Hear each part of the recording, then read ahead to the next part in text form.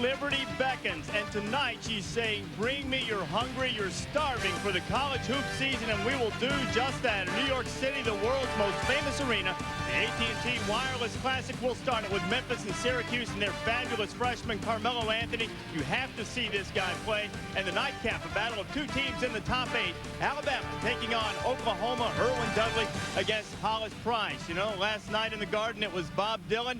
But tonight it is college hoops that's blowing in the wind. Reese Davis, Digger Phelps here with you. Glad to see you again, partner. It's been a while. We're ready. Let's get it going. Let's get it going. You know, it was 7.5 months ago that Maryland cut down the nets, kings of college basketball. And, you know, in retrospect, Gary Williams never really had to sweat. Never sweated 1 minute of this championship game. Ron Dixon leading his team past Indiana to capture that elusive title. Now, we have 8 teams. 2 nights of great basketball here in Madison Square Garden. And some of those teams, Digger, hope to follow that same path that Maryland did. Well, don't forget, Maryland 2 years ago lost to Duke in the semifinals of the Final Four. It happened to Oklahoma last year, losing to Indiana. Calvin Sampson told me in practice yesterday he thought about that Indiana loss all summer. They want to get back. Well, 2 things have got to happen. They've got to replace Aaron McGee in the paint. They're doing it with a rookie, Kevin Bookout. He's a solid performer. But the other thing I like is the Big 12 Conference has the power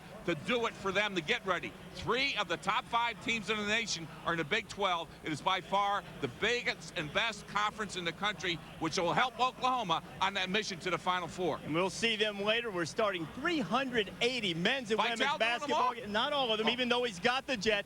Dan Shulman, Dick Vitale standing by to call the action. And Dan, this is a November Classic, but it's anything but a Garden Variety Classic. You've got that right, Reese. 2 nights, 4 games, 8 teams, and Dick Vitale ready to do all 380 games if necessary. You've been waiting for 7 months to talk college hoops. Let her rip. Well, let me just say this. You're going to work with me all year. That's right. I'll say a prayer for you, baby. He sees the same barber I do. Hey, if you want great point guards, we're going to have them here in the next 2 nights. TJ Ford, Maurice Williams. Are you kidding me? If you want diaper dandies, we have them with Carmelo Anthony, a super, and Jason Frazier tomorrow, a shot blocker. If you want scoring stars, we have Jarvis Hayes tomorrow night. And tonight we got Erwin Dudley of Alabama. I mean, it's going to be special. What a way to kick off hoops. 5 teams in the next couple of nights here in New York. We'll hear from Jay Billis when we come back after the break as well. New York City, the site of 2 nights of great basketball at the AT&T Wireless Classic. Memphis, Syracuse first, Oklahoma, Alabama. The nightcap here tonight will tip off the men's college hoop season right after this on ESPN2.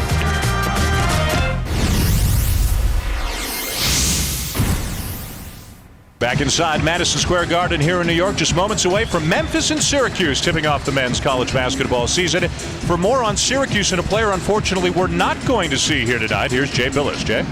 Well, Dan, in addition to Carmelo Anthony, another Orangeman was supposed to make his Syracuse debut tonight. Point guard Billy Edlin of DeMatha High School, Oak Hill Academy, was supposed to play tonight.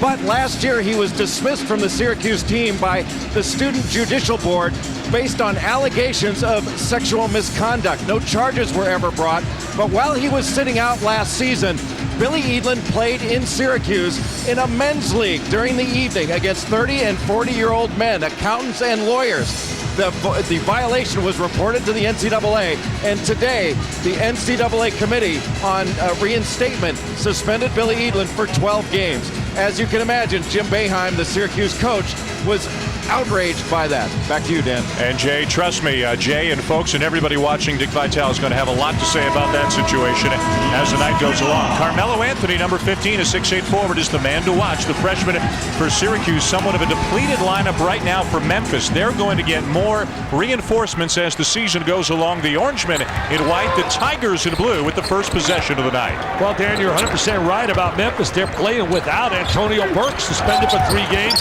and he's their penetrator. That time of the year, folks, when players are trying to get back into the good graces of their schools or the NCAA because of violations or academics. And right now, John Calipari may not go very deep into his bench at all, but by January, he might have 4 players on his team that he doesn't have right now. Hakeem Warwick leaves the little jumper short, and here come the Tigers on the run. Jeremy Hunt off to John Grice, who can't finish, but the Tigers are going to get on the glass. They're small, but they're quick, and they've got good hops. Well, you know, they reflect their coach's personality. They're going to be very aggressive, just like John Calipari, who last year was very disappointed. I mean, they won the NIT championship right on this floor and won 27 games, but they didn't get into the big dance, and he was a disappointed guy. At the line now for the Tigers, a sophomore, Anthony Rice, good shooter from outside. If they're going to have a good year, they're going to need a big year out of Rice. He's a wing player who must make shots for them, Dan. That's the bottom line. Is remember last year, they were dominated by the play of DeJuan Wagner, now with the Cleveland Cavaliers. We wish you the best of luck as he's battling a blood clot problem in his kidney area. We wish you the best, DeJuan. Rice misses a couple. This is Craig Fort, big sophomore in the middle for the Orangemen. He's improved his game and his body over the course of the summer. Here's Anthony, and he misses a three on his first collegiate shot. You know, Fort has gotten a lot stronger. You're 100% right. He's really worked on his body. Whoa! Rodney Carney with the jam. What a way to get his career going. Well, they say that the diaper dandy Carney's got great legs. He just showed it right there with the tremendous bounce off the floor. He's out of Indianapolis, the state high school high jump champ last year at 6'11", and we saw all of that right there. Jerry McNamara. Warwick tries to get his man in the air, throws up a prayer, and the rebound to John Grice. Grice, a real tough, strong player who sat out last year, didn't play because he never could get on time. He was always late for practice. The bottom line is he's going to learn to be punctual. They said he's made a 180-degree turn. He's a 6'6", 200-pounder playing power forward. John Calipari is going 4 small, 1 big right now. Hunt has it blocked by Warwick, and the Orangemen are on the run. That's the first of many, my friends. When it's all said and done, he will become, believe me when I tell you this, the best diaper dandy ever to wear the Syracuse uniform. Carmelo Anthony, 37 points in the Syracuse exhibition game last week in just 31 minutes. There was a lot of talk that he was going to go to the NBA draft. Jimmy Boeheim said a lot of prayers, and he decided to come to school. What a start for Carney. With the jam and now the jumper. Memphis by 2. Here's Anthony again. And we get a foul on the floor as Anthony hits the floor hard. But already we've had a couple of powerful slams early in this game. Well, you know, we're going to take a look at Carney right now with the great leg lift. There he is bouncing off the floor. A little slam jam. Bam. Here's a simple little dunk right now by Anthony. I mean, he can do this in his sleep, my friend. He's just a big-time baseline performer. 6'8", freshman out of Baltimore, went to Oak Hill last year. Here's Queth Duaney, the lone senior for Jim Boeheim, lays it in with the left hand. And he's got to be a leader for them, and they need consistency out of his game. We're going to see him bounce into their zone defense now at 2-3, going to force Memphis to have to make some shots from the wings. This is the youngest team that Jim Boeheim has ever had at Syracuse. Will bank in the three. He banks it in. He should go to the line for another one. He got nailed. Hunt, the freshman. How about Rodney Carney and Jeremy Hunt, the 2 freshmen, both starting because of all the absences? They've got all 7 of the Memphis points so far. So they're not worried about playing in New York and in Garden. Doesn't look like it at all. Tigers lead by 3, and they got the ball back. And you're not worried about being in the Garden. 80 baseball games you did this year. Did a great job in baseball, really. You know I'm a baseball fanatic. I know you are. We always talk baseball. Oh, you know, that's all we talk about at lunch. You should see Dickie V seats down in St. Petersburg. I pay for them. $19,000. There's that zone, 2-3. Got to get to the gaps and seams of it. Rice finds Grice on the baseline, and the Tigers, who couldn't hit anything in their exhibition game, are shooting the ball very well so far. They did a great job of getting into the seam in that zone, got into the wing, and then overloaded. Queth Duaney misses the 3, battle underneath, rebound Tigers holding their own on the glass. And running the floor, Barron, and a block is called. In Earl Barron can be up and down, and this year he's going to have to be consistent. To show you his up and down game, last year in the semifinals, he didn't score a point in the NIT. Then he goes to the finals, they win it over South Carolina, and Barron gets 25. There he, see the little bounce pass, Barron going to go to the line. And John Calipari says, you know what, I'd love Earl Barron to be a big, strong, physical guy down to the post, but he's not sure that's in his nature. He's more of a step out, shoot the jumper, and Calipari, who's really ridden him hard over the years, says, maybe I just got to let him be what he's going to be. Yeah, he said he's a finesse player. He's one of those kids that can shoot the perimeter shot. He's not very physical, and that's his personality, and you got to accept it. Knocks down the free throws. Jeremy McNeil is checked into the game. And now for Craig Forth in the middle for the Orangemen. The Tigers are on a 7-0 run. They're going to go to a little trap here. McNamara a little hesitant right now. He could shoot the ball. Dwayne baseline blows by his man, and he's fouled by Anthony Rice. Number 2 on Rice. And remember, Memphis has virtually no depth because of all the players that they are without this early in the season. And that's going to force John Calipari into an early substitution as Rice comes out. And Nathaniel Roots comes in, a former walk-on, now a scholarship player. He's a senior. That's Eminem. I mean, he's got a great movie right now. Eminem. Warren, no. Orangeman fighting for the rebound, and McNeil has it swatted away by Carney, who's off to a terrific start in his first game for Memphis. Carney's really got good instincts. He's got explosive jumping ability. That's Eminem. Rim from the corner. Eminem with a miss. Offensive rebound and a block underneath. Calipari said to Root, all you got to do tonight is make 2 threes, and then you've earned it. Ooh. A lob, and Barron pushes Anthony. I think the big thing for a diaper dandy and a freshman to learn, a kid of the quality of Anthony, is how to get free for the ball. I think so many guys who step in from the high school ranks to the collegiate ranks have a difficult time learning how to get free, and people have to be patient with their development. Well, with so many of the seniors having moved on, Preston Shumpert was the big scorer last year. He's gone. Deshaun Williams was a junior, but got in some trouble, didn't get his academics taken care of, so he transferred. He's now at Iona. Jim Boeheim is going to rely on this freshman as much as he has ever relied on any freshman during his long tenure at Syracuse. Orangemen are down 6 early to Memphis. Rodney Carney getting it done at both ends for the Tigers early. It's time to tip off the college. ESPN2's presentation of NCAA basketball is presented by AT&T Wireless, who brings you M-Life, your mobile life made better. And in part by Nissan and your Nissan dealer. Back inside the Garden, Memphis up by 6. You know, sometimes at this point of the season, kids are suspended. Sometimes they deserve to get suspended. I know this Syracuse situation really has you upset, though. Well, you know, Dan, when you think about it, we're supposed to be in a business to help kids, I said earlier tonight.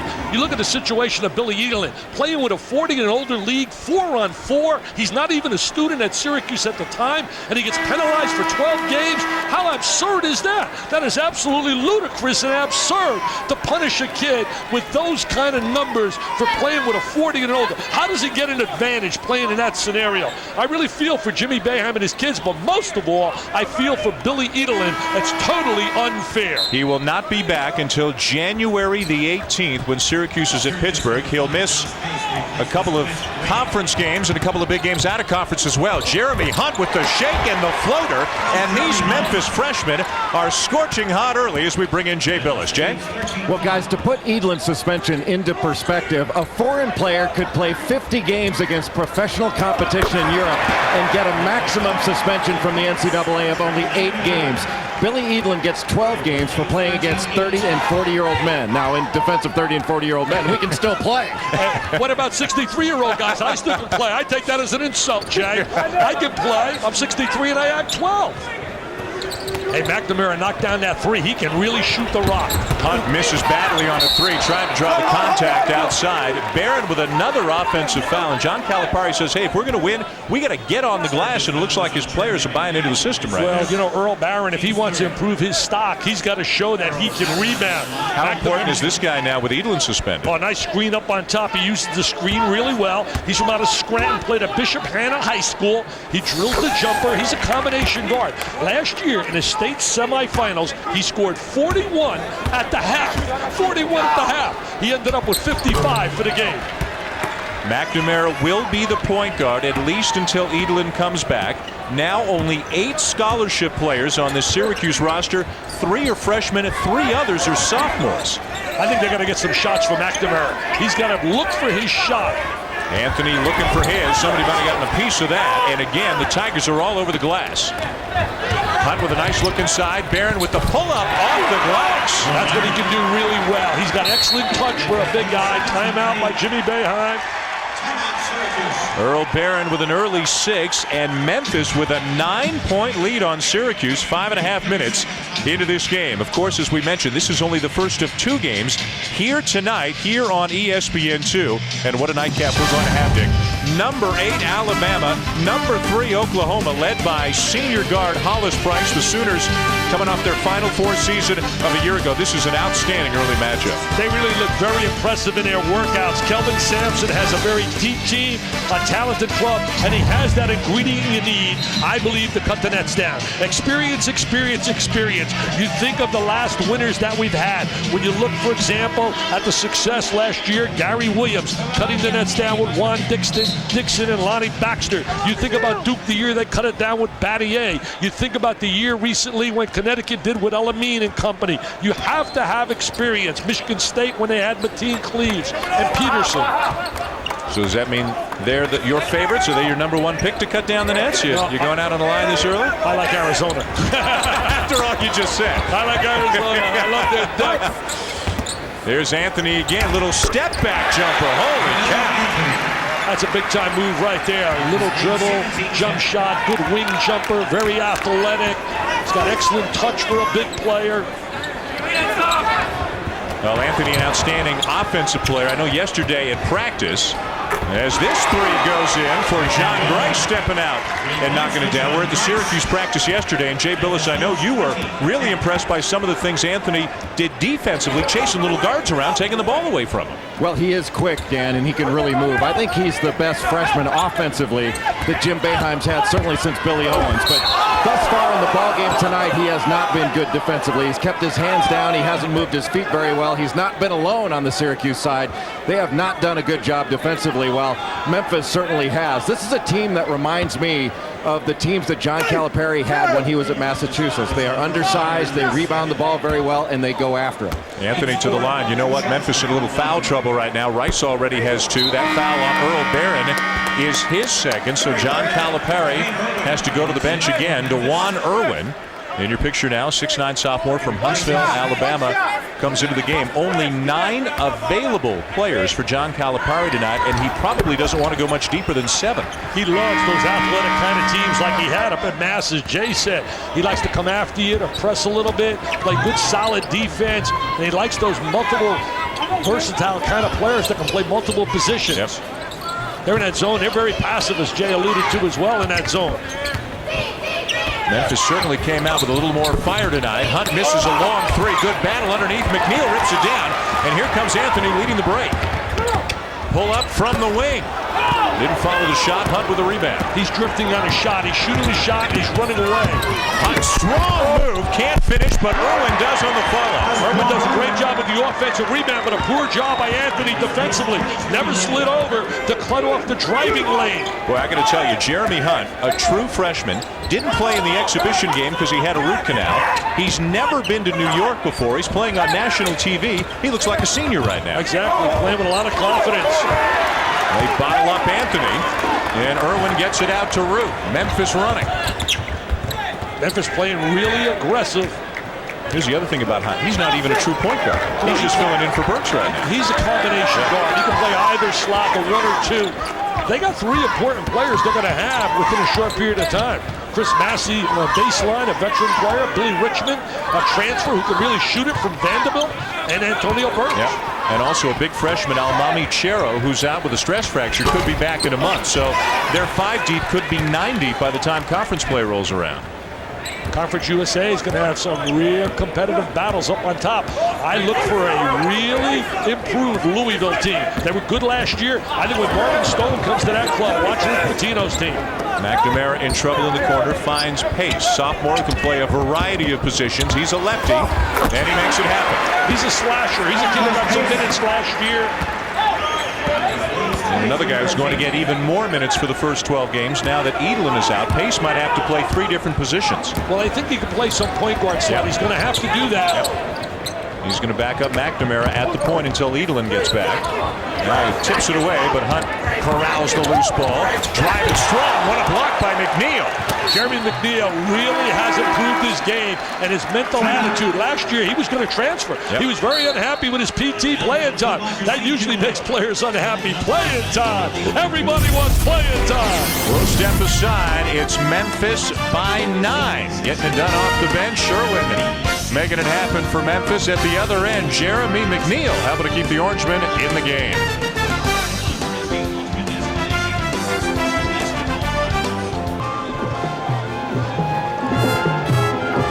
Back here in New York, Syracuse down 9. Carmelo Anthony with 6 of the 13 points. Think of some of the freshmen that have played for this Syracuse program. Some of the great talented players like Billy Owens and Derek Coleman and Pearl Washington. Here is Coach Jim Boeheim, who has coached them all on his latest find, Carmelo Anthony. Well, he's a very talented player. He's as talented as anybody that we've recruited at Syracuse in the 26 years that I've been the head coach. But, you know, he's a nice kid. He's a kid that's not really thinking about the NBA. Everybody thinks all these kids are thinking about the NBA. He's just thinking about college. He's enjoying college. He's enjoying playing with his teammates. He's working real hard. He's got a lot of skills offensively. He's still learning a lot on both ends of the court, especially the defensive end, as all freshmen do. Jeremy Hunt stretching the defense here way beyond the NBA line with a 3. He shot that from Fort Lee, New Jersey. Are you kidding me? That's it all. Area code J, baby. Somebody tell that kid this is Madison Square Garden, and this is his first time in a uniform on a collegiate level. Boy, he looks like he's been around a while. Here's Queth Duaney back into the game for the Orangemen. Misses the 3. Warwick keeps it alive. Guess who's got the ball? It's Hunt again. And with each bounce, that confidence gets better and better and better out of Hunt. Gets his man in the air. Floater from the free throw line will go down for Jeremy Hunt, who's got 10 points already. King Jeremy saying, hey, forget about King Anthony. It's my show here tonight. You know what John Calipari said when he recruited him? He didn't get the pub with some other kids in Memphis, but Calipari said early, he thinks this is going to be the best kid, this class, coming out of the city of Memphis. And there's always good players coming out of Memphis. Oh, Memphis has produced great players when you think about that city over the years. Duaney for 3 again. Got to make that shot from the wing. It opens up things once you can make that perimeter shot. Now here's Carney, the other freshman, finds Grice, another NBA 3. Are you serious? John Calipari told us tonight, he said, we're inconsistent shooting the basketball. He said, but if we make shots, we'll be a pretty good basketball team. 30 points in 10 minutes for the Memphis Tigers. And look at these 26-foot jumpers they're knocking down. It's the bomb brigade. Wow. Maybe the Knicks can use some of these guys the way they've started this season here. I mean, these guys are bombing jumpers all over. There he's hanging in the lane now. Jeremy Hunt with the little hanger gets the touch. Now this is John Grice playing your power forward, knocking down an NBA 3. And that's an NBA trifecta. Yeah. I think sometimes the kids get confused with the 2 lines out there. They don't seem to care. Doesn't bother them. No, they don't care. Doesn't faze them. Memphis is 4 for 7 from 3-point range early in this game. Hunt has 10. Grice has 8, including a couple of 3s. Barron has 6. Don't forget, 2 more games tomorrow night here on ESPN2 as the AT&T Wireless Classic benefiting Coaches versus Cancer continues. Tom Crane and the Marquette Golden Eagles take it on Villanova. What an outstanding freshman class Jay Wright has recruited to the main line. And then it's number 5 Texas with everybody back from last year's team taking on Jim Herrick's Georgia Bulldogs. Oh, I can't wait to lay eyes on TJ Ford, who did his thing last summer over at the Rucker League. Dan Wetzel wrote an excellent column about his debut. He went over to the Rucker. And when you can make it in the Rucker, baby, you can make it in Harlem, you can make it anywhere. And Mr. Ford dazzled them. Dan Schulman, Dick Vitale, Jay Billis with you here at Madison Square Garden in New York City. The first game of the AT&T Wireless Classic. Reese Davis, Digger Phelps are with us as well. Andy Katz between games as well as the Orangemen finally snap this draft, get back within 17. Carmelo Anthony, some would say, Dick, the most talented incoming freshman in the nation. What have you seen that you've liked in the first 10 minutes? You can see his athletic ability. It's just a matter of shots going down for him and getting a little bit more intense on the defensive end, but he's a great talent. You just can see the way he moves on the floor, his fluidness. Let's bring in Jay Billis. Guys, Syracuse has gone back to man-to-man defense. It's not something they play in games very often, but they do it all the time in practice. Perhaps 80% of their practices are spent playing man-to-man defense, but they have been unable to contain the dribble of Memphis. They've done a poor job in getting back, and Jim Boeheim was all over his team about taking better shots instead of just throwing the ball up there on the offensive end. Here's Dwayne finding Warwick. Back to Ford. It'll go down. Nice three-way passing play. Well, that's selfish right there, and you move the ball, you make the extra pass, you get the high percentage shot. They also did a poor job, Jay, matching up on shooters outside, knocking down the three. You got to find people on the perimeter. You can't let them get open looks. Orangemen right now on a mini 6-0 run, 30-17 Memphis. Here's Hunt. He has been confident from the get-go. That might be the first one he's really forced tonight, but he still drew the foul. Well, you know, he's scoring, so now you take it up another notch, but he did draw contact. You know, Memphis last year, they started off, everybody thought for sure they'd be an NCAA team. The bottom line was they didn't get enough quality wins. They haven't been able to beat teams that are ranked in the top 50 in America. And you got to beat quality teams. I like what Conference USA has done now, Dan, by going to the single division next year where they'll play everybody, because in their division, they don't get a chance to play the Louisvilles, the Cincinnatis, and all the great teams on a regular basis. Now everybody plays each other once, and then they get 3 games against teams in their geographic area or for TV. Irwin has it blocked. Put back, no. Carney up in the air again, but Dwayne holds in the rebound. I think we're going to see a run by Syracuse. I don't think this game is anywhere nearly done like some people might think with them jumping up to a 17-point lead. There's the change Dick was talking about in Conference USA. As of next year, they're going to go to one division. The American division has been pounding the National Division, where Memphis resides for years. Carmelo Anthony knocks down a 3, and it's a 9-0 run right now for the Orangemen. Good timeout, made an adjustment, went to the man-to-man defense, got out of the zone, forces them to play a little bit more aggressive by going to the man-to-man. Anthony with 9 of Syracuse's 20 points. Irwin, strong move. Ford hits the floor, no call. And that snaps the 9-0 run. Well, that's a little acting job right there by Ford. A good no call by John Clarkity and his guys. Reggie Kofor, Tony Green also officiating tonight's game. Tony Green worked the final game of the NCAA championship last year in front of 53,000 fans at the Georgia Dome. Ford, that's a 3. And the rebound for Anthony. Elected not to hit McNamara, misses the shot. Warwick taps it down to Ford. And Warwick's on the glass. Everything but the finish for the Orangemen. See, that's where Anthony's got to get a little bit more aggressive. He's got to get on the glass a little bit. Carney, what a move. Carney and the kid that has played really well on a perimeter, Hunt, are going to be solid contributors all year for Memphis. John Calipari says he didn't have Carney with the first unit at the beginning of practice. After a while, it got ridiculous. He was so much better than everybody else on the second unit. They had to put him in the starting lineup, and he looks like he doesn't want to come out. Ward's having a difficult time with the transition game. Speed and quickness is prevailing right now. It's a game of foot speed. The 2 freshmen for Memphis, Jeremy Hunt and Rodney Carney, have combined for 18 of their 36 points. See, I think Carmelo Anthony's playing too much on the perimeter. He's going to attack the basket. Like that. Doesn't go down. Rebound. Doesn't go down, and the tap is finally good. That's what he has to do. He's got to attack the basket. Utilize that great skill he has rather than become a jump shooting player. Well, you can make a case right now, Dick, that the 3 most dominant players in this game tonight have all been freshmen. All diaper dandies. Yep. That's what excites me every year, the influx of new kids. I can't wait tomorrow to see Jason Frazier from Villanova.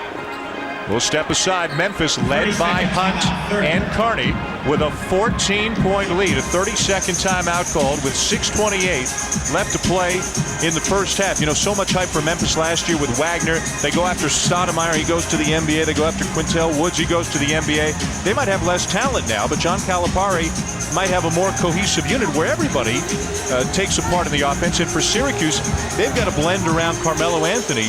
One freshman. It's going to be an interesting challenge, really, for both coaches this year. Well, watch Anthony right here, Dan. Here he is going to face a double up. Wow. Nice little fake, pull back, knocks down the jump shot. That's a big-time move he made right there. Getting free. Now look at Carney right now. Taking the ball to the goal, hanging it on the glass. His brother, by the way, is one of my favorites. You talk about enthusiasm and excitement and energy to 3E, man. I'm talking Ron Slade from out of Tennessee. That's his brother. He said his knee is fine. He had 22 points the other day. Carney on the bench right now. Let's get more. Here's Jay Billis. Guys, Rodney Carney's been taken out of the ball game. He's had a hard time catching his breath. He can't seem to breathe exactly right. He's been playing awfully hard. That's what happens when you sprint the floor sometimes. And jump out of the gym like Rodney Carney can. He has certainly acquitted himself well so far. And it also happens when you try to go to the net in tennis and you tear your cartilage. Modibo Diarra all together now. Number 45 into the game and out for Memphis. John Calipari's already gone 8 deep, which is a little bit deeper than he gave us the impression he wanted to go here tonight. Grice is open. He's hit a couple of threes already tonight. Roots from the corner for 3. Gorman in the game now for Syracuse. He hits the floor hard, and it's going to be the Orangemen's ball. He's another diaper dandy. They expect him to contribute inside-outside ability. Look at Jimmy Boeheim. He really lives and dies Syracuse. He absolutely loves the school, played with David Bing in the backcourt, and just has done an amazing job.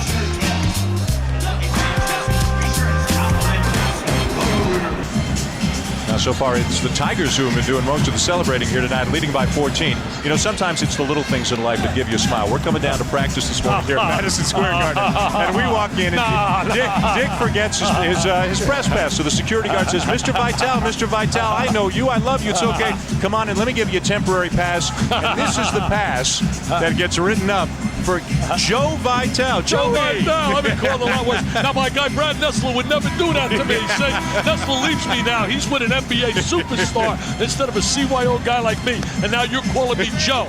My guy Dan calling me Joe. Nessler, where are you? Come back. You wouldn't do that to me. You wouldn't do that. Musburger wouldn't do that. A little humble pie early, huh? Well, we get another one, and a great one coming up tonight. Oklahoma and Alabama. Game 2 tonight here on ESPN2. Right now, the Memphis Tigers in blue. Shoot it. Big lead on Syracuse. McNamara the miss, and here come the Tigers on the run again.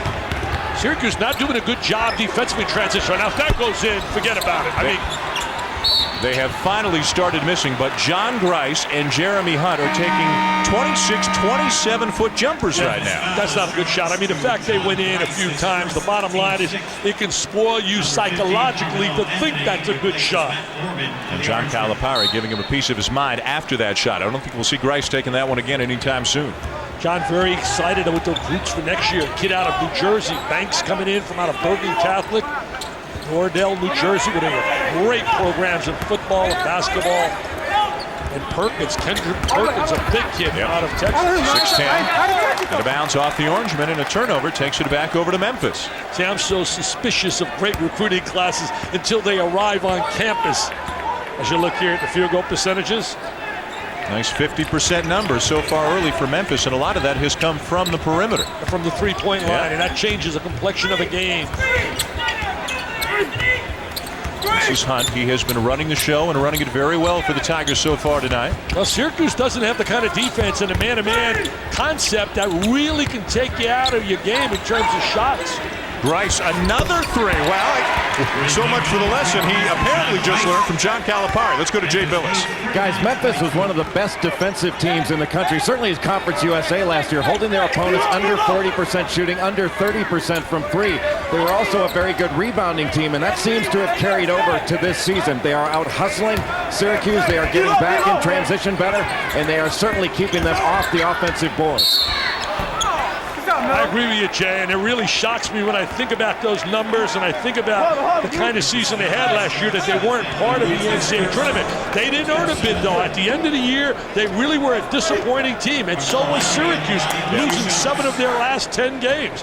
You got to be consistent. You can't only play well at the beginning of the year. You got to be good at the end of the year as well. Both Syracuse and Memphis wound up in the NIT. Memphis won the NIT. 5 of their 27 wins came in the postseason NIT, beating South Carolina in the championship game right here in this building as Hakeem Morak checks back in to the game for the Orangemen. But 22 wins during the regular season for Memphis. But as you said, they lost to Houston late in the regular season. They lost to Houston again in the quarters of the conference tournament, and they didn't have any big wins. You got to get a couple of big wins to get the attention of the committee. Oh, there's no doubt about it. You got to improve that VBDI, not the RPI, the VBDI, the Vitale Ball Dome Index.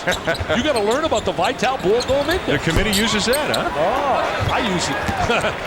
McNamara with the rebound. Orangeman down 15. Not even Warwick can come up with that, but he hustles down the rebound, or the loose ball rather, and draws the foul. You know, Syracuse last year started the season preseason NIT champs, beating Michigan State in the semis, and then beating Wake Forest here, getting a good start to the season. They're usually so tough in November. Jimmy Boeheim is so difficult to beat in November. You know what's amazing with his record? I was doing research, Dan. He's only had 2 years under his tutelage that they haven't won 20 games. Only 2 years. Out of 26. 97, 97, they were 19 and 13, and in 81 and 82, they were 16 and 13. He has 623 wins, and next on the list is Mr. Jim Calhoun, and Connecticut's going to be very good this year. He has 624 W's. Look at Jimmy. That forehead's getting deeper and deeper. He is worried early, down 15, a violation, by the way, at the other end, nullifies the free throw, so Memphis gets the ball back, just over 4 to play here in the first half. Whoa, what a swat by McNeil. And that's his game, blocking shots. Thou shalt not enter the lane is his message. Rice back into the game, playing with a couple of fouls, knocks down the jumper, and the Memphis lead is back to 17. And that is Rice's game, shooting that wing jump shot.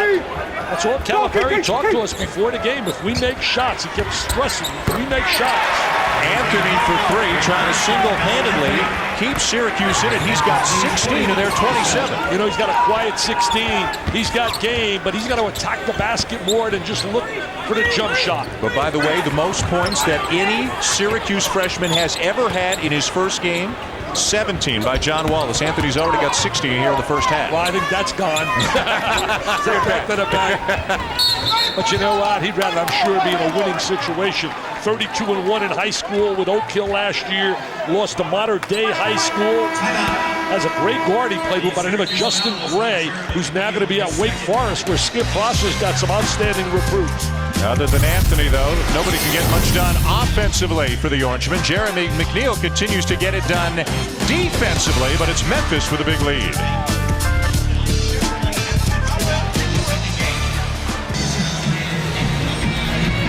Memphis shooting 50%. They've turned it over only once. Got a 14-point lead on the Orangemen. Carmelo Anthony, 16 points. High score in the game, but not the only diaper dandy you're excited about this year. Well, you got to be excited. Hassan Adams down here in Arizona is going to be special. Chris Bosh, big-time player at Georgia Tech at 6'10". Davis, very versatile. Trier when he gets healthy. Felton's going to be a star. Torin Francis down at Notre Dame will play instantly on a baseline. We'll see Frazier tomorrow, and they're going to love these two down at Duke.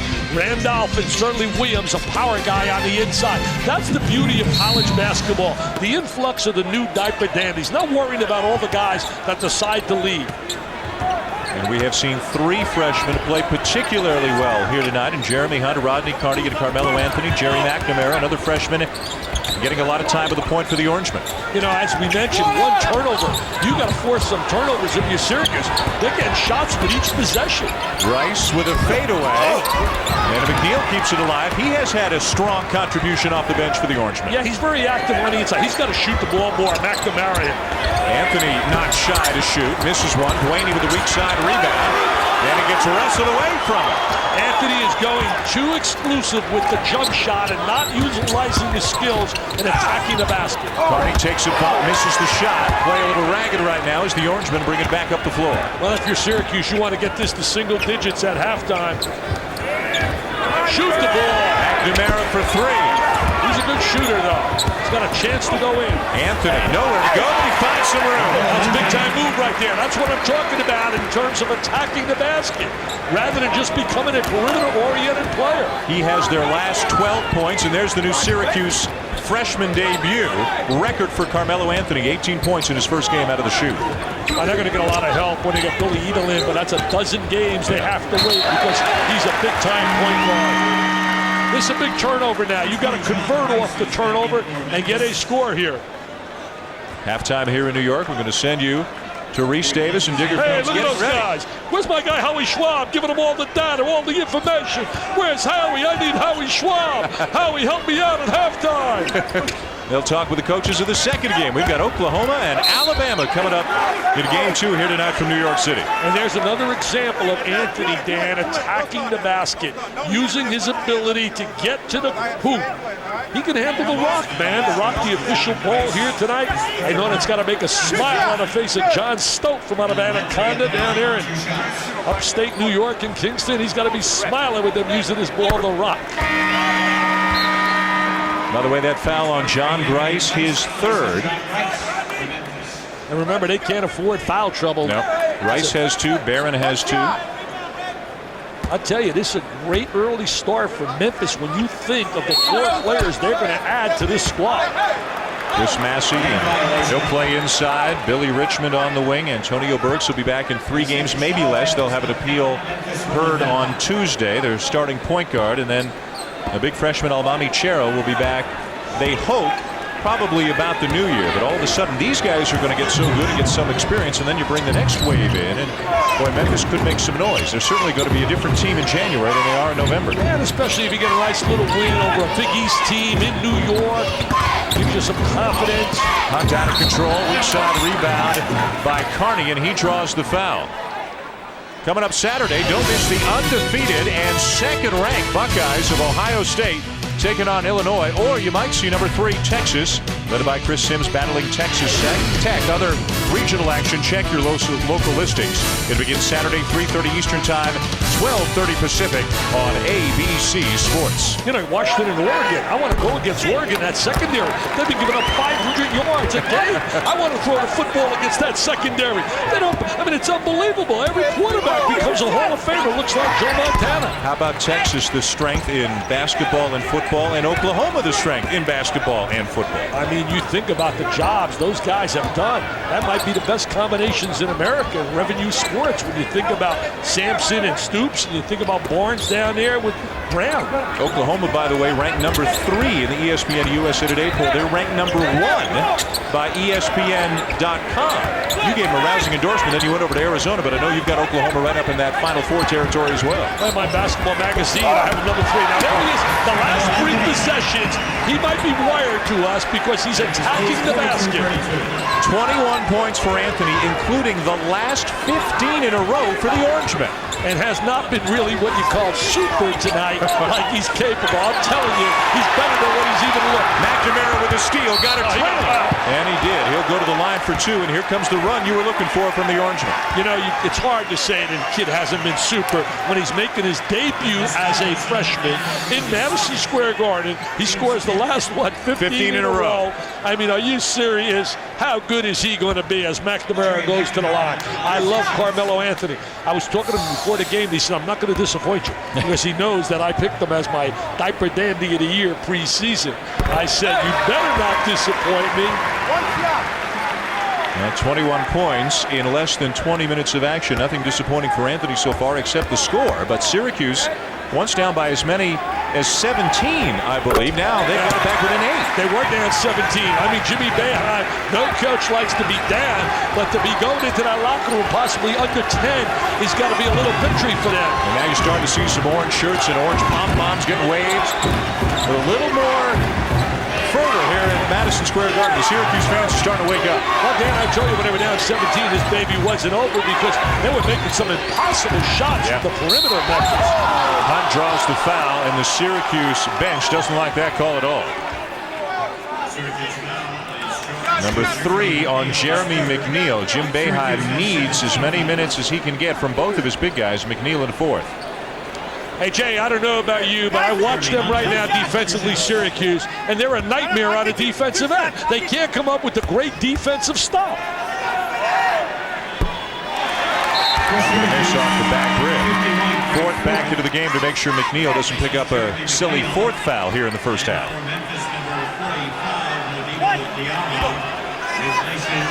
What'd you do to Jay? Where is it? I don't know. Jay went to get a hot dog. I don't know where he is. What's Jay? He went to get a hot dog. I mean, that's not fair. Get me one, Jay. I'm starving. Here's going out for halftime. I mean, I've been here. Got to be on Sports Center. We did all the stuff early. We've been here all day. I'm working overtime. I want some OT, baby. Last possession of the half for Syracuse, down 9. Are they going to go to Anthony? Will they go to anybody else? Nobody else has made a shot for them in the last 10 minutes. He wants the ball. McNamara's looking, but there it is. Long 3. Could have got a better shot. Could have got a better shot. But certainly Anthony hasn't disappointed with his ability. 21 points in the first half of his first game at the collegiate level, but it's Memphis with the lead by 9 on the Orangemen of the first half. Let's go to Jay Billis standing by with the coach in the lead right now, John Calipari. Jay? You know, John, with an underhanded team, you knew your team was going to come out and defend and rebound. You were worried about them making shots. How did you think they played in the first half? I thought they were outstanding. I mean, we had a few breakdowns late in the half with about 5-6 minutes to go. Other than that, we're playing about as well as we can play at this time with this team. So, Anthony, the only one that's hurt you on the other end. What do you do to try to stop him? Well, we may need to try to trap a little bit, but the reality of it is we did trap, and guys were leaving him. And so he's a good player. I would rather him take about 30 shots this half. He may score a bunch, but I want to try to keep those other guys from hurting us too. All right, John, thanks. Good luck in the second half. Dan, back to you. Jay, thank you very much. Coming up, Reese Davis, Digger Phelps. They'll get you ready for the second game. Talk to Mark Godfrey, the coach of Alabama, Kelvin Sampson, the coach of Oklahoma, and get you set for the rest of the night here on ESPN2. ESPN2's presentation of NCAA basketball is presented by AT&T Wireless, who brings you M-Life, your mobile life made better.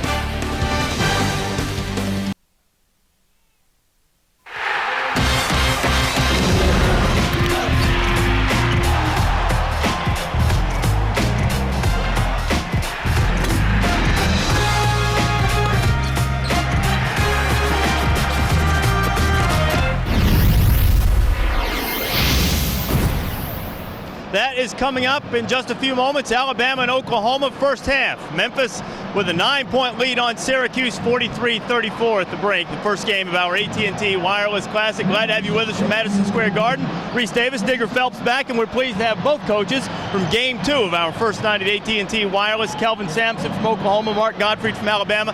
Guys, I want both of you to address this question. Kelvin, you first. What does it do for a team to play a yardstick game against another elite team this early in the season? I think the main thing is it'll expose your weaknesses. After this game, no matter what happens, you get to go to practice and say, here's the areas we really need to work on. And when you play a good team, there's no doubt it's going to tell you, it'll show you what your weaknesses are and the areas that you can improve on as the season goes on. Mark? Well, I think the same thing. I think it helps you find out where you need to get better. But I think it also puts your program on a national stage. I think that's good. And to play a team like Oklahoma for us gives our players an opportunity to play a nationally ranked, one of the better teams in the country, and see how we stack up this early in the year. Calvin, you know you're a target now, and you know personally what it's going to take to get back to the Final Four. How do you keep away all the distractions with expectations and knowing that you've got a lot of work to do to get back to? Well, the distractions you talk about, Digger, is things that we haven't had to worry about before. But having the year we had last year obviously puts us the bullseye squarely on our back. But I think it's important for us to remember how it is we got there. Remember the identity of our program every single day in practice. Don't forget where you came from. Our work ethic, our toughness, defense and rebounding. As long as we focus on those areas, I think we'll be okay. And Mark, your team is in a similar situation. You've got over 300 games of starting experience now with all the guys you have coming back, and certainly with your two stars inside-outside combination of Mo Williams and Erwin Dudley. They've been around the block a couple of times. Well, they have, and they've been very good players for us, and our seniors have. We came in a few years back and signed this senior class, started them all as freshmen, took some lumps, but we were able to win the SEC last year. Now, as seniors, they needed to deliver like seniors, and kind of uncharted water for us too, but we need to be able to handle that all year long. Now, you've talked about Dudley as being a possible Wooden Award type of player. He's not the most athletic guy you'll ever see, but he's developed some go-to moves, and he's a force inside. Well, I keep telling everybody he's a throwback player. He works so hard. He walks in with a smile on his face. He works on his game every day, takes pride in it. He very rarely has a bad day of practice. He just comes and plays. And I believe that he is. I think he's one of the best players in the country, and hopefully he'll have that kind of a year. We talked during your shoot-around today, Mark. The biggest concern you have is rebounding, especially offensive rebounding, something you guys do very, very well. How are you going to take care of that situation? Well, we need to do it collectively by a group. Last year we had a player in Rod Grizzard who was a 6'8" wing-type player. We'll be a little smaller on the perimeter this year, and we've got to be tougher, mentally tougher, physically tougher. That's a challenge that we've talked about day in, day out with our team, and And I think when you play a team like Oklahoma, their type team's going to expose you in that area because I think that's one of their strengths. So that's a good test for us early on. Kelvin, I know there's a long season ahead so far, but you've talked about how much you dread senior night and losing Hollis Price, who really seems to be an extension of you out on the court. He knows exactly what you want out there, doesn't he? Well, he does. He came in as a freshman, and most time kids come in as boys, and you feel proud and honored that they leave as men. Well, Hollis came in as a man. I mean, his maturity level was outstanding.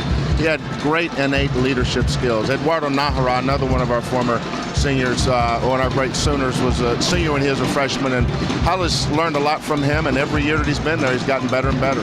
All right, you lose Aaron McGee. We know last year when teams would double down on him, you'd kick it back out, and that's where you're so creative with a high-powered offense, plus hitting the boards.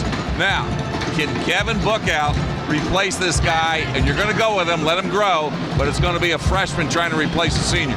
Right. Well, the thing that we're telling Kevin is there's not, don't feel like there's any pressure on you, Kevin, because no one player is going to replace a senior that had as great, especially the last 2 months of the season, as Aaron. And I mean this, Digger. I thought at the end of the year last year, he was one of the top 4 or 5 players in the nation at that time.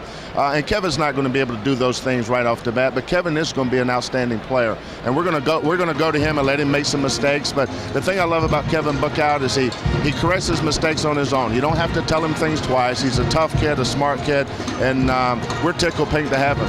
Well, I tell you what, Kelvin, Mark, we're delighted to have both of your teams here for the first night of our AT&T Wireless Classic. Good luck tonight in the nightcap, all right? Okay, thank you. All right, Kelvin Sampson and Mark Godfrey joining us. Their teams will square off in the nightcap in the Madison Square Garden. But before we get some more basketball, let's go back to Bristol and our buddy John Anderson with the rest of the news.